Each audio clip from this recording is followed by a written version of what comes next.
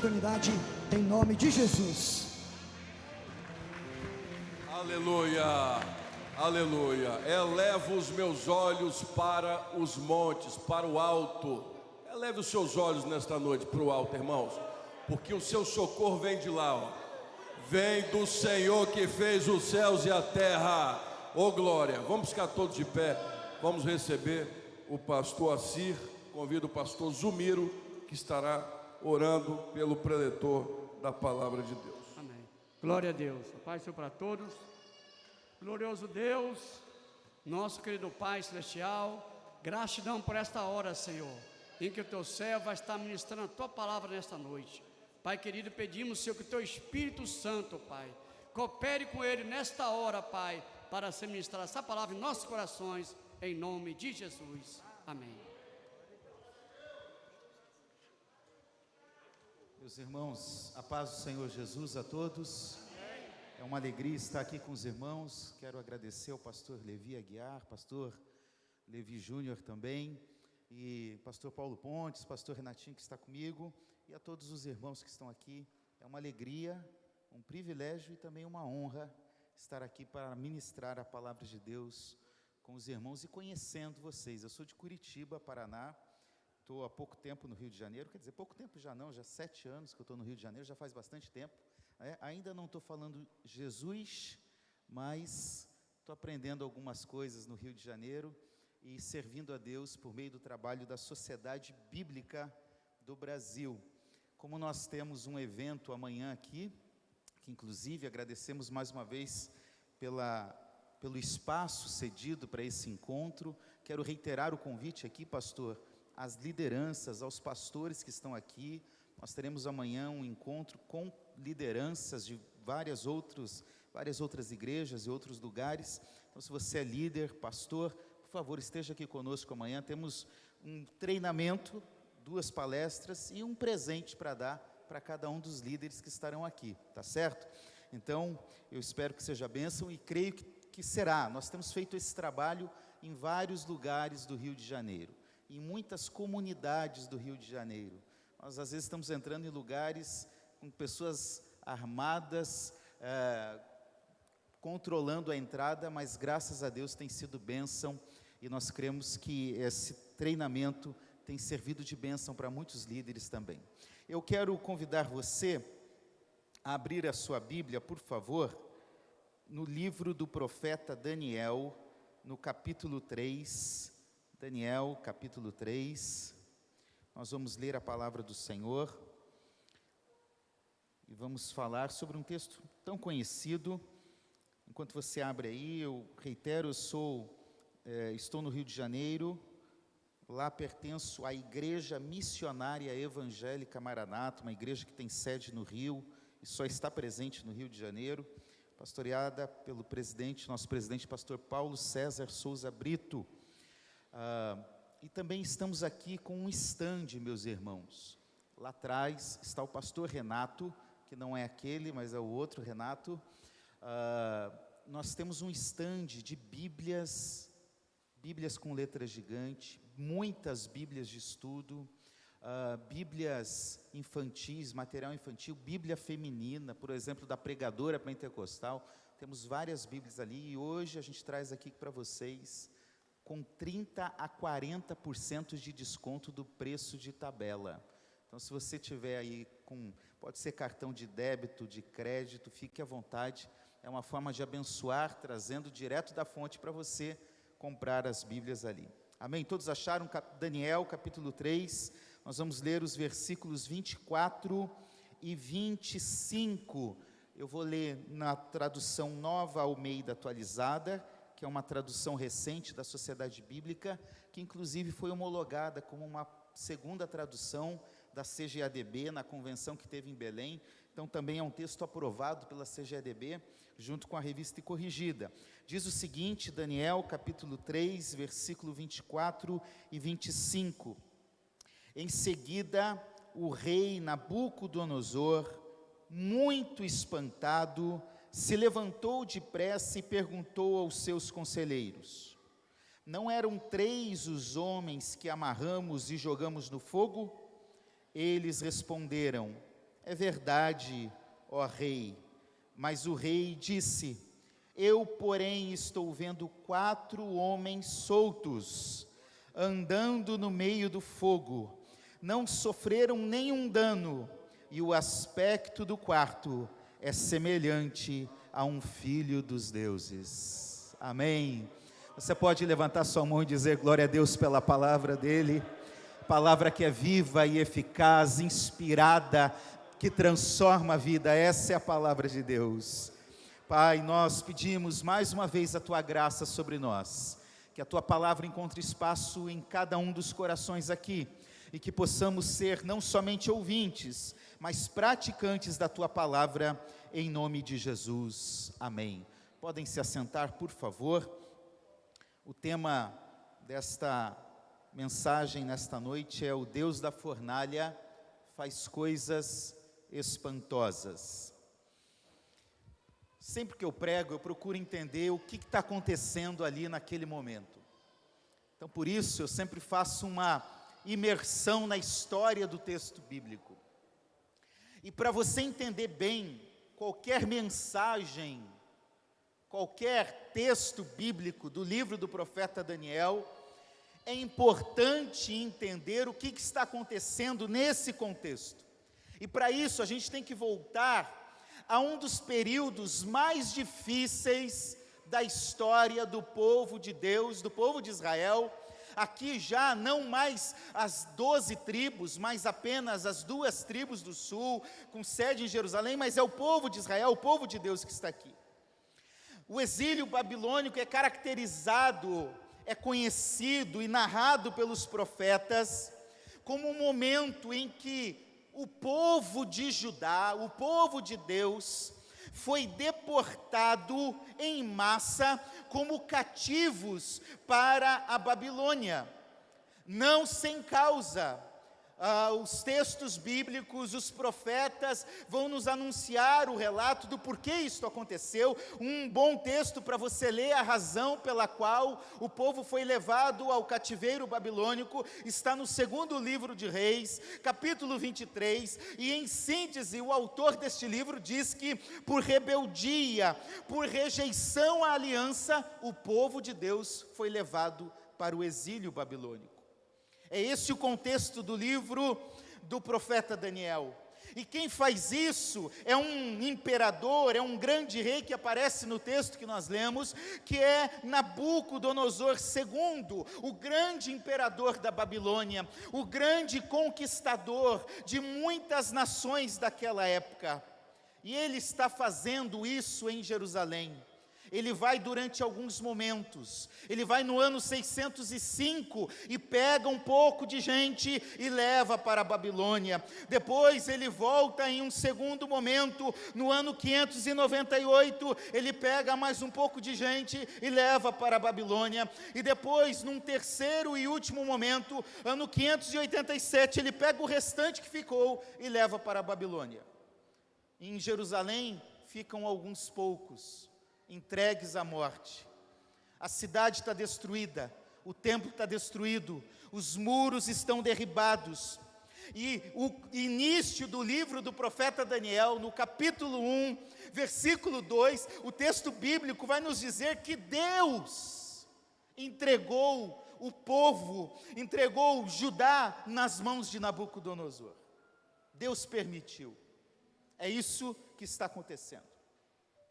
Nessas levas, e na primeira leva, no ano 605, antes de Cristo, foram levados para a Babilônia jovens, fortes, inteligentes, capacitados, instruídos, para servir ao Império Babilônico lá na sede do Império. Daniel, capítulo 1, versículo 4, diz que esses jovens deveriam ter boa aparência, deveriam contribuir com o reino, eles seriam auxiliares. Daniel 1,4 diz exatamente isso. E o texto bíblico diz que eles, chegando ainda na Babilônia, eles foram preparados por 3 anos, estudando, conhecendo, aprendendo mais para servir o grande imperador Nabucodonosor. O versículo 17 do capítulo 1 chega a dizer, inclusive, que Deus deu a estes jovens conhecimento e inteligência em toda cultura e sabedoria. O próprio Deus está preparando esse momento aqui. Sabe por quê? Deus nunca perde o controle da história. Deus é soberano e Ele tem o controle da história, da minha vida e da sua vida, nas mãos dEle. A pandemia não é um acidente, não é um acaso, não é que Deus estava de férias ou dormindo, tudo está no controle e nas mãos do Senhor, porque Ele é o Deus da história. Então fique tranquilo, que Deus está no controle, Ele está conduzindo tudo para o eterno propósito dEle. Agora nós chegamos no capítulo 3 e aqui nós temos o que a gente poderia chamar de uma solenidade de caráter política, mas também religiosa. Imagine comigo a cena. Nabucodonosor manda construir uma grande estátua e ele determina que na hora que músicas fossem tocadas, aliás, quero fazer aqui uma ressalva, que orquestra, que banda dessa igreja, pastor.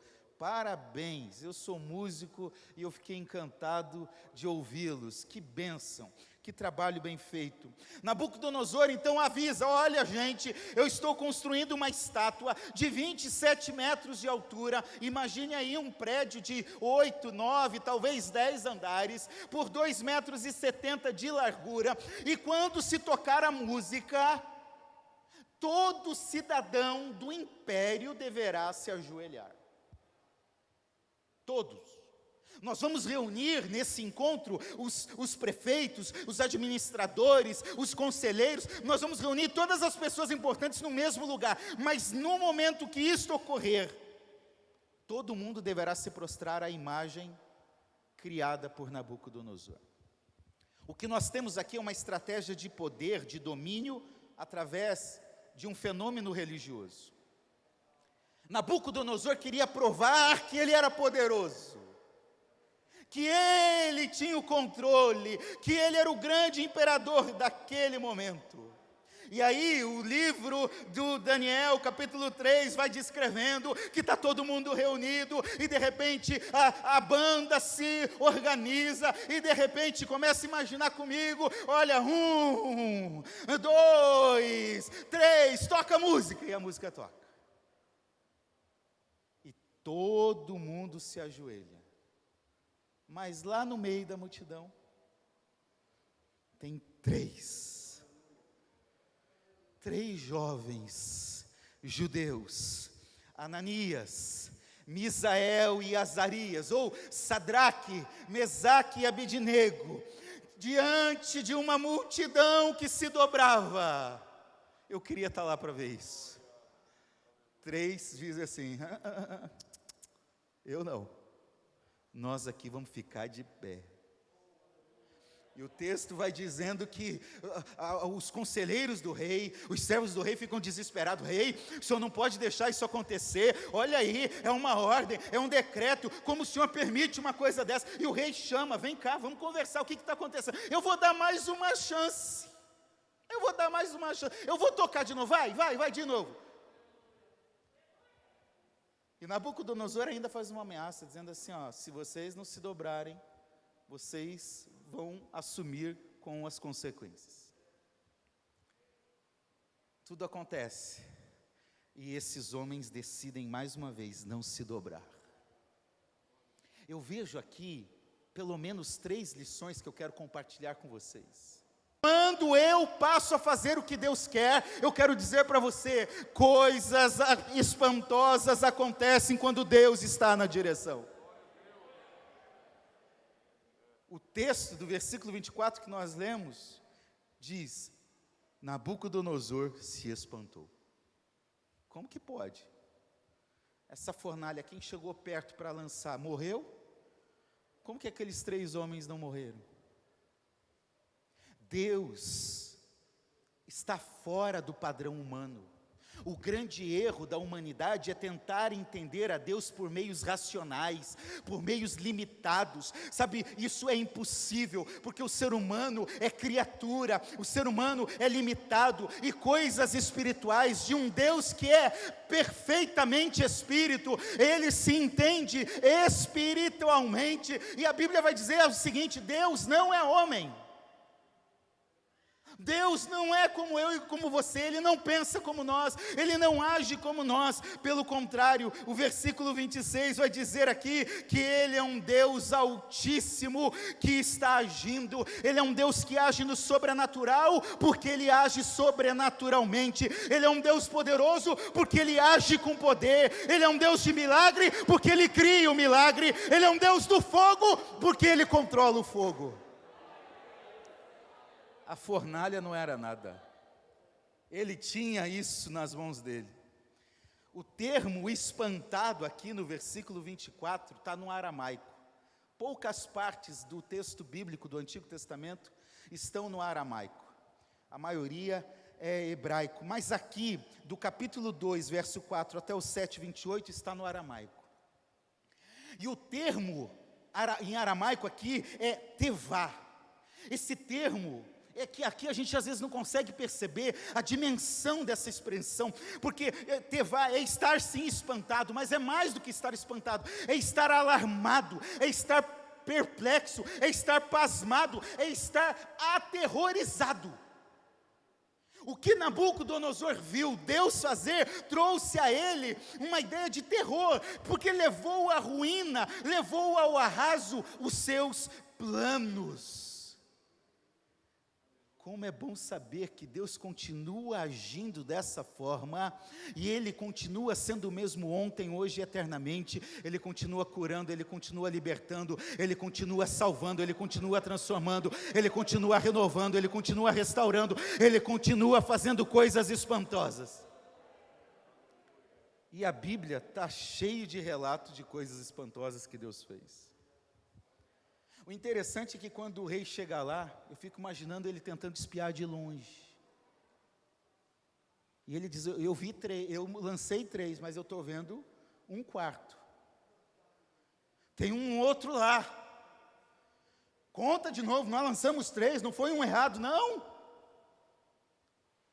E interessante é que ele não identifica uma divindade babilônica, Marduk, Bel, Nabu, que eram deuses babilônicos. O texto bíblico diz que ele identifica algo totalmente diferente. Fato é que no versículo 23, ele vai reconhecer que é o Deus de Sadraque, Mesaque e Abednego que livrou, e chama, esse Deus aí é diferente dos nossos deuses, esse Deus é altíssimo. O que ele está identificando aqui, é o Deus que interpreta sonhos, capítulo 2. É o Deus dos deuses, capítulo 2, versículo 47. É o Deus que livra da boca do leão, capítulo 6. É o Deus de Israel que livra da fornalha. Ele está identificando, é o nosso Deus que está em ação. Porque quando Deus age, até quem não o conhece, sabe que é algo diferente. Agora, tem uma coisa nesse texto que me chama a atenção. É porque Deus não quis livrar inicialmente os 3 jovens da fornalha. Então eu vou te fazer uma pergunta e vou tentar respondê-la. E quando estivermos em situação de fornalha? E quando estivermos em condição de dificuldade, de luta, de batalha, de Covid, de desemprego, de angústia na alma, e quando estivermos em condição de fornalha? C.S. Lewis, um grande autor cristão, ele diz, só um risco real testa a realidade de uma fé. Quando estamos em risco real, isso vai testar se a nossa fé é genuína ou não. Tem 3 opções quando nós estamos em situação de fornalha. A primeira delas não é muito legal de ouvir. A primeira é, Deus pode não te livrar da fornalha. Olha comigo, Daniel capítulo 3, versículo 17 e versículo 18. Vamos ler o 16. No 15, ele está dizendo, olha, se vocês não me adorarem, vocês vão ser lançados na fornalha. Aí, versículo 16, Sadraque, Mesaque e Abidnego responderam ao rei, ó Nabucodonosor, quanto a isso não precisamos responder. Se o nosso Deus, a quem servirmos, quiser livrar-nos, ele nos livrará da fornalha de fogo ardente e das suas mãos, ó rei. E mesmo que ele não nos livre, fique sabendo, ó rei, que não prestaremos culto aos seus deuses, nem adoraremos a imagem de ouro que o Senhor levantou.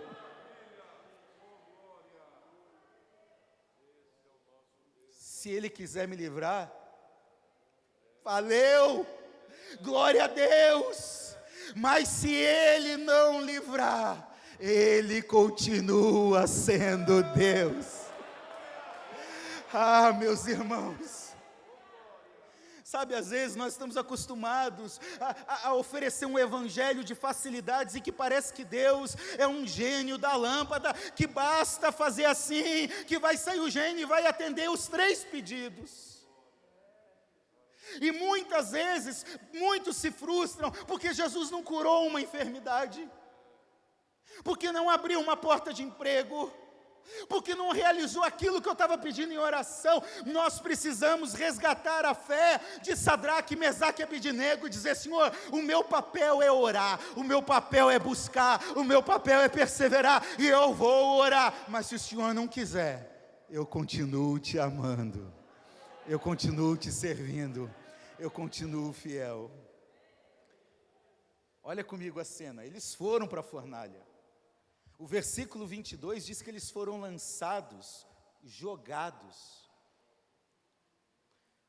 As fornalhas daquela época, a arqueologia nos ajuda a entender que elas tinham um formato vertical, como se fosse uma cúpula, com uma abertura no topo e uma pequena porta embaixo.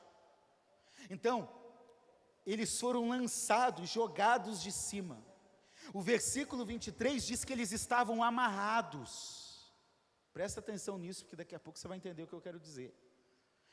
Para não fugir. Como fugir de uma fornalha de fogo ardente? Estava amarrado. E foram jogados de cima. Essas fornalhas, elas eram grandes, elas eram utilizadas para assar tijolos ou para fundir metais, e chegava numa alta temperatura, a ponto de quem chegou perto para lançar eles, sofreu, morreu. Não era brincadeirinha. Só de ter sido jogado lá de cima e continuar, já foi um grande milagre. Eu quero dizer para você que na vida cristã também há sofrimento. O evangelho não é apenas triunfalismo humano. Por isso essas placas às vezes e essas promessas que tem por aí, pare de sofrer, quando você vier para cá, nunca mais você vai sofrer. Ou até mesmo quando a gente evangeliza, vem para Jesus que vai dar tudo certo na sua vida. Eu não sei você, eu estou há 41 anos, tenho 41 anos de fé, sou filho de pastor, estou há 41 anos, eu enfrento problema, eu tenho enfermidade, eu tenho doença, mas em todos esses momentos, Jesus nunca me abandonou como não abandonou Sadraque, Mesaque e Abidnego. Evangelho tem perseguição, tem os caldeus lá perseguindo, tem os caldeus invejosos, fazendo fofoquinha para Nabucodonosor. Evangelho, obrigado meu irmão, tem provação. Evangelho tem renúncia. Evangelho tem morte. Estevão morreu.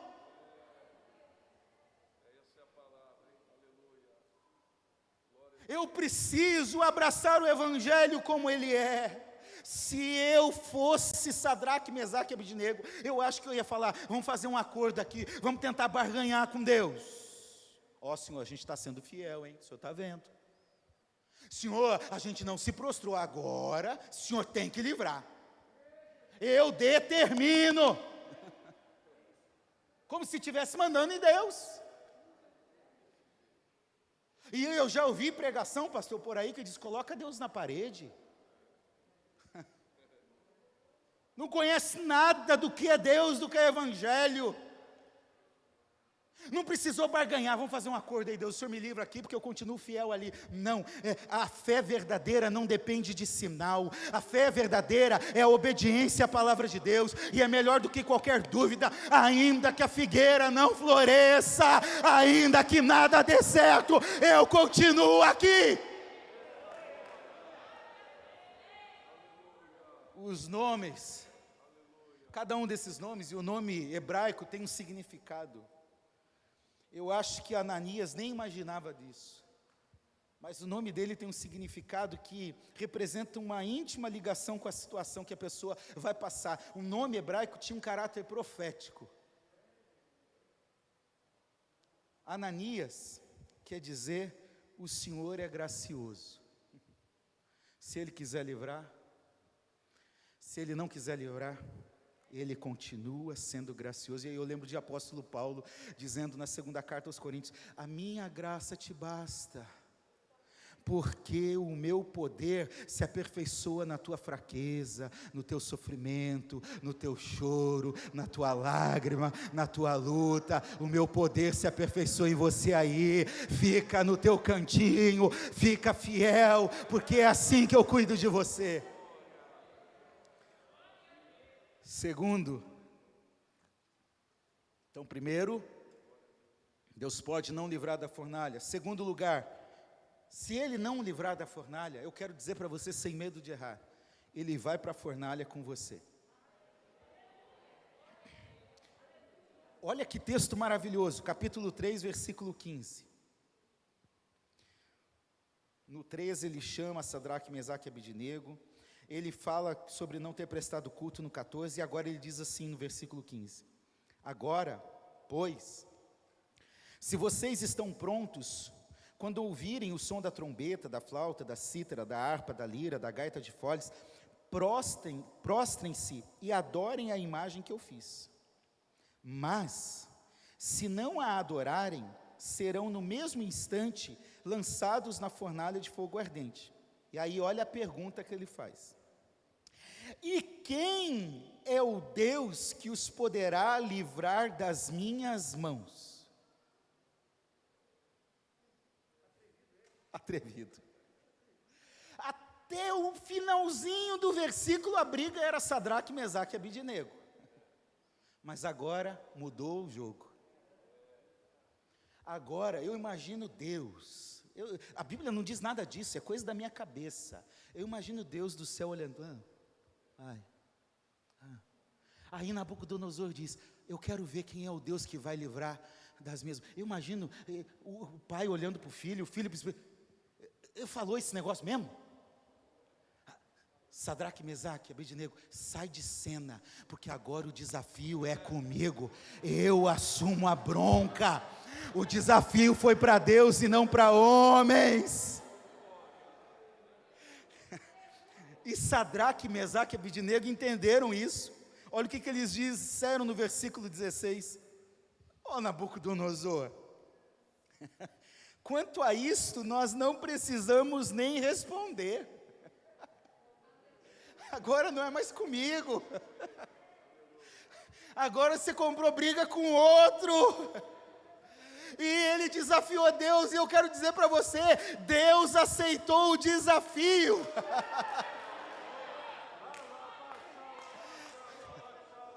E quando Deus entra, meu irmão, sai da frente. O versículo 25 vai dizer que não são mais três, mas agora tem um diferente, tem um poderoso, tem um que faz a diferença. A gente não sabe aqui se é um anjo, ou o que na teologia a gente chama de teofania, ou seja, o próprio Cristo Jesus, o Filho que vem e se manifesta como Deus. Eu quero dizer para você que no meio da fornalha, no meio da luta, no meio da dificuldade, Deus nunca te deixa sozinho. Ele é o Deus que nunca nos abandona. Por isso, entre adorar outros deuses, entre se render a promessas que não vão te levar a lugar nenhum, vá para a fornalha. Não se venda. Não se entregue. Teu preço é alto. Não troque o Rei dos Reis por coisas deste mundo.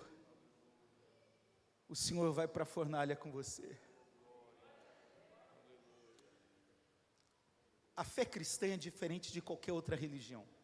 Eu não quero falar com preconceito, nem com arrogância. Mas não tem nenhuma religião na história que fale o que a fé cristã, o que o cristianismo diz. Porque ele diz o seguinte, que religião para nós não é a gente tentar ficar subindo e ir ao encontro de Deus. Não é um homem que vai escalar a montanha para chegar lá no topo e encontrar um guru espiritual, um Deus. Não. Não é ficar fazendo meditação para se esvaziar, não. Diferente de qualquer outra religião do mundo.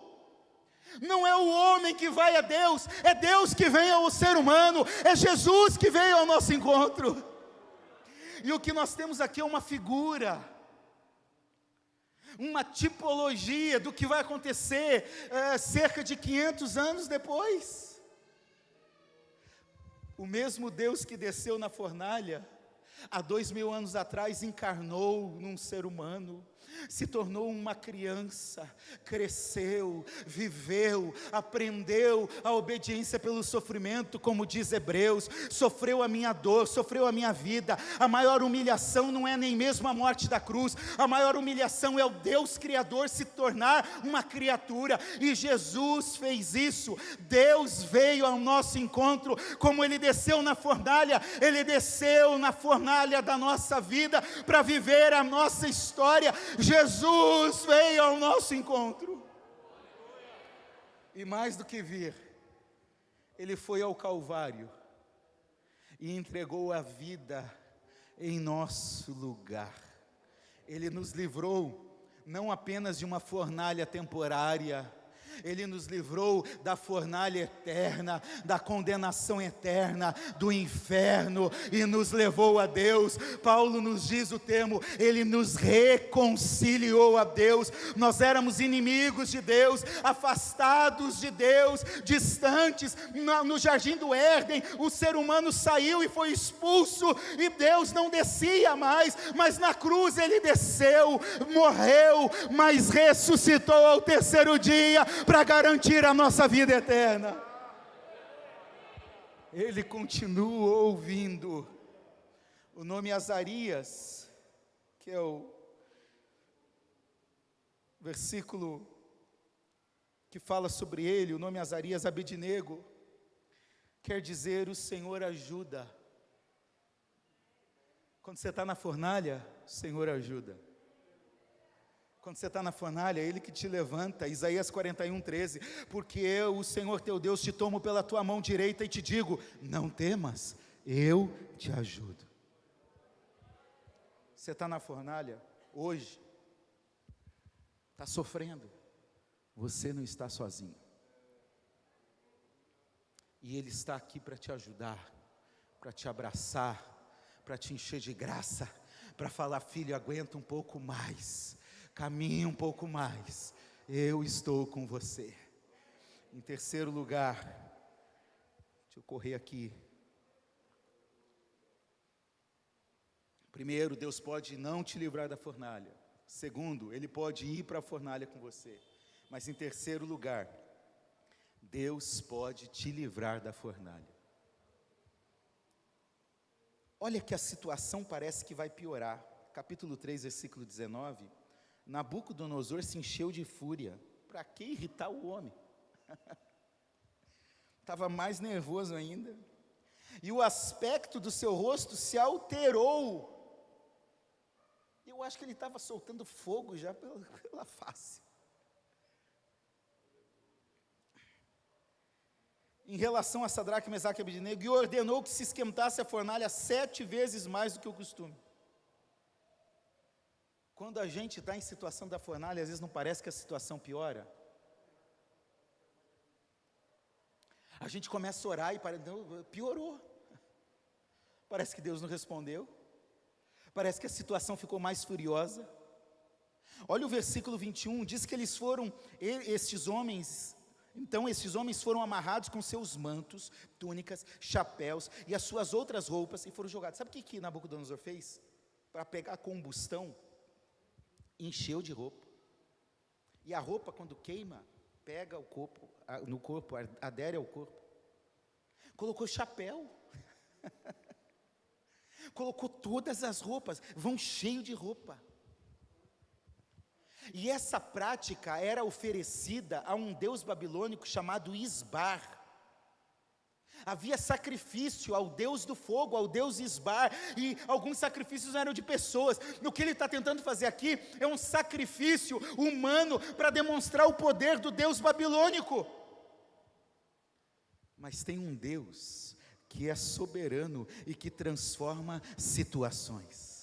Olha o detalhe do versículo 27. O finalzinho, os sátrapas, os prefeitos, os governadores e conselheiros do rei chegaram perto deles e viram que o fogo não teve poder algum sobre o corpo desses homens. Deus, não, ele não precisa do Isbar, ele não precisa que tenha muita roupa ou pouca roupa, pode aquecer 7 vezes, 14 vezes, 50 vezes, sabe por quê? Deus não permitiu que o fogo tivesse poder algum. Para o diabo poder tocar em Jó, ele teve que ter permissão de Deus, e 1 João vai dizer que aquele que está em Cristo, o mal não lhe toca. Fique firme. Esses homens não saíram nem com cheiro de fogo. Quando a gente chega perto de churrasco, a gente já fica cheirando fogo. Eles não saíram nem com cheiro. Sabe por quê? Deus, o nosso Deus, é o Deus que dá vida aos mortos e chama à existência coisas que não existem. Enquanto alguns morrem por aí, Deus vai te fazer viver o milagre. Você pode dizer amém? Não há perigo real, nem mesmo a morte é um perigo, porque se morrermos hoje, nós já estaremos nos braços do nosso Senhor Jesus. A situação que parecia piorar, também pode melhorar.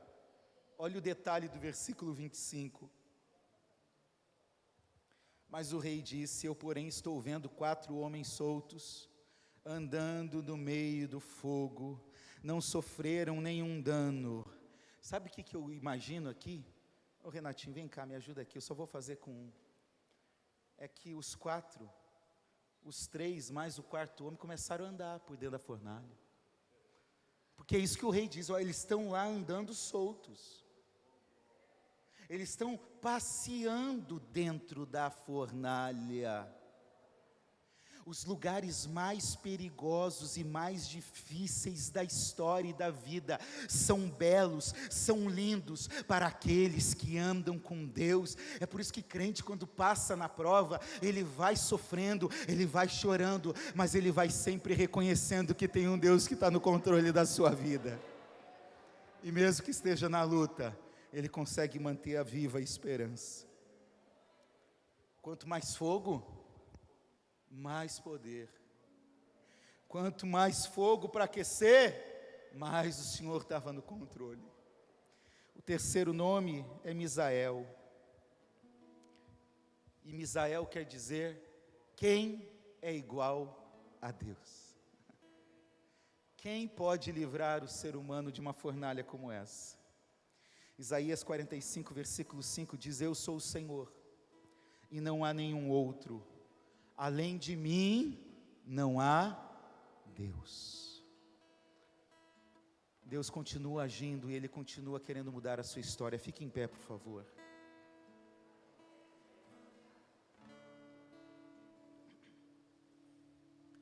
Não tenha dúvida de que todas as coisas cooperam para o bem daqueles que amam a Deus.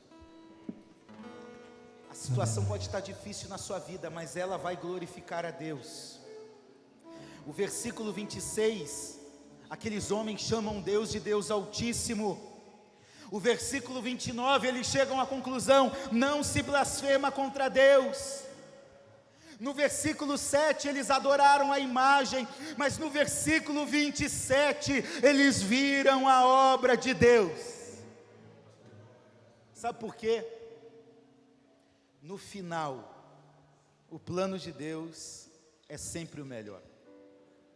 O versículo 30 diz que aqueles 3 jovens prosperaram, foram libertos da fornalha, da perseguição e prosperaram. Na fornalha, em situação de fornalha ou livre dela, tome a decisão nessa noite em nome de Jesus. Não se entregue, não se prostre, adore ao único que é digno de receber todas as coisas. Queria te convidar a fechar os seus olhos e a curvar a sua cabeça agora. Eu não conheço vocês, mas eu não posso sair daqui sem fazer um convite. Talvez você esteja aqui e não está tendo um relacionamento com esse Deus que faz coisas espantosas. E você está vivendo dias difíceis na sua vida. Dor, sofrimento, perda de alguém, enfermidade. Eu quero te convidar a começar a mudar a sua história, entregando a sua vida a Jesus. Então eu quero fazer um convite. Se você está aqui, você ainda não serve a Deus, você até respeita a religião, simpatiza, de vez em quando vai à igreja, mas não é isso que vai fazer a diferença. O que você precisa é entregar a sua vida completamente a Jesus, como Sadraque, Mesaque e Abednego fizeram. Que você possa entregar a sua vida a Jesus nessa noite. Se tem alguém, eu queria que onde você está, você levante as suas mãos, e nós vamos orar por você. Se você quer hoje tomar uma decisão, falar sim, eu quero entregar a minha vida, eu quero assumir um compromisso, eu quero andar com Jesus a partir de hoje. Ele está te chamando nessa noite. Levante a sua mão onde você está, e nós vamos orar por você. E você que está aqui, que está sofrendo, está vivendo uma situação de fornalha, nós também queremos orar por você. Se você está sofrendo alguma batalha na sua vida, levante a sua mão agora. Alguma luta está travada, levante a sua mão, e nós vamos orar por você agora em nome de Jesus. Pai, nós nos entregamos ao Senhor nesta noite. Há pessoas aqui que estão enfrentando batalhas na vida.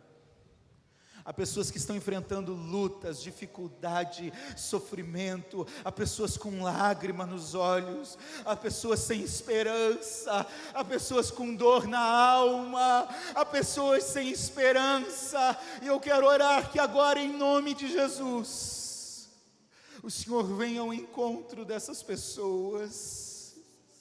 Se faça presente na vida delas.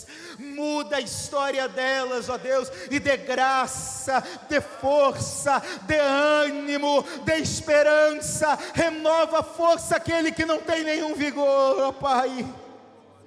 Em nome de Jesus, ó Deus, muda a vida dessa pessoa, a ponto dela testemunhar de que grandes coisas o Senhor fará por elas, e nós pedimos isso por graça e por misericórdia.